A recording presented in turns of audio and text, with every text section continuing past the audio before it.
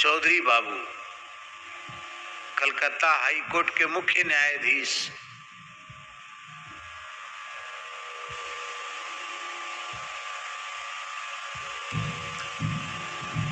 कितने बड़े विद्वान होंगे।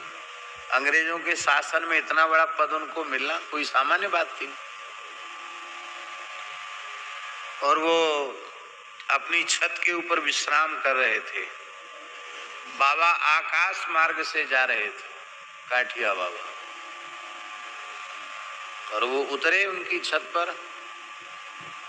उतर करके कोई ध्यान धारणा की जुक्ति बताई, वो फटकार लगाई।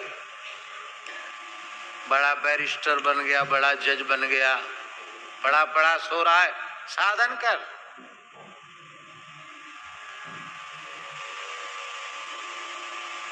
भजन कर। उसके बाद उनका जीवन बदल गया। वे साधन में लग गए। मन ही मन सोचने लगे, वे महापुरुष कौन जिन्होंने ऐसा हमें दर्शन दिया। तो उनकी लगन इतनी लग गई कि उन्होंने बैरिस्टरी जजी सब छोड़ दी और वे विचरने लगे उस संत की खोज में, जिस संत ने आकाश मार्ग से आकर कृपा की थी। हमारा जी ये सपने की बात नहीं, प्रत्यक्ष की बात है। वो घूमते घूमते चौधरी बाबू वृंदावन में आए तो उन्होंने क्या देखा। उसमें जंगल था जहाँ काठिया बाबा का स्थान है, घोर जंगल था। तो बाबा ऐसे वृक्षों के नीचे और त्यागी तपस्वी 10-20 वहां बैठे थे। चिलम चल रही थी।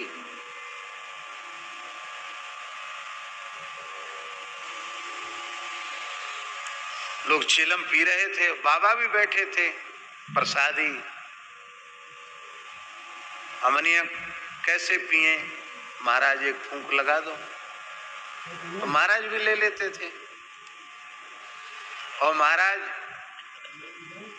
डांट डपट भी कर रहे थे, उसमें गाली भी दे रहे थे, गालियां भी दे रहे थे, गंदी भद्दी गालियां भी दे रहे थे। अब वो इतने पढ़े लिखे थे, चौधरी बाबू मन में सोचने लगे कि महापुरुष तो वही है, बिल्कुल वही स्वरूप है। ऐसी एक लंगोटी है, काठ का आड़बंद है, विशाल जटाएं हैं, अखंड विभूति है, 12 तिलक है, तो महात्मा तो वही है। लेकिन ये तो ऐसे ही बैठे हैं, धुना है, और पढ़े लिखे लोग भी इनके आसपास नहीं। सब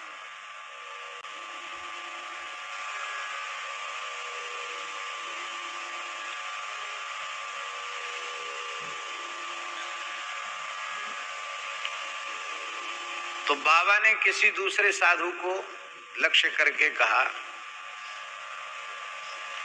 वो कहा था उन्हीं से, चौधरी बाबू से, पढ़े लिखों में श्रद्धा नहीं होती है, विश्वास नहीं होता है। वो प्रत्यक्ष कृपा प्राप्त करने के बाद भी भटक जाते हैं, भूल जाते हैं, कल्याण नहीं होता इनका।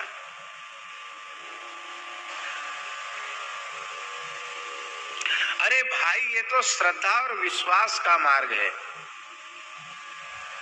और गोल मटोल कह के सारी घटना वो कह गए। अब तो पक्का हो गया कि यही है।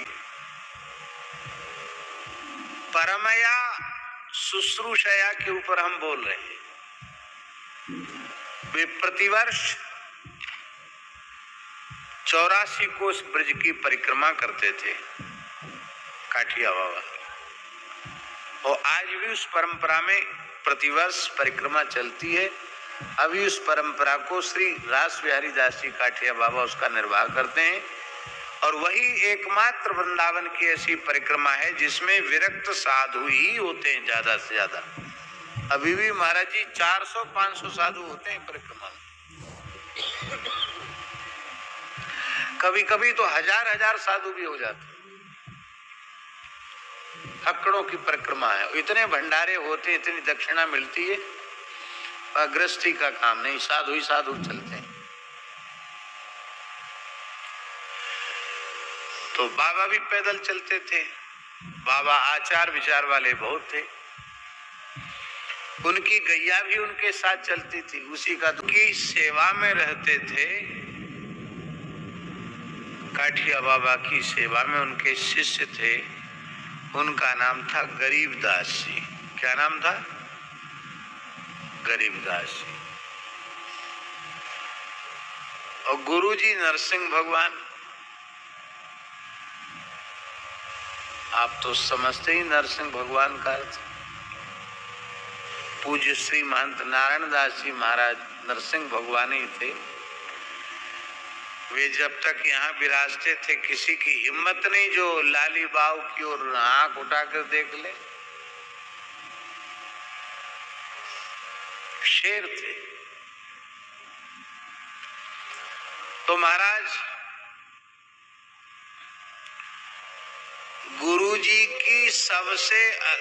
गुरुजी का सबसे अधिक कोप भाजन भी गरीबदास जी ही बनते। गलती किसी की डांट इनको खानी पड़ती, मार भी खानी पड़ती। एक बार तो ऐसा हो गया, भले ही सिद्ध पुरुष हों पर हमारा गुजारा यहाँ नहीं। घटना क्या थी?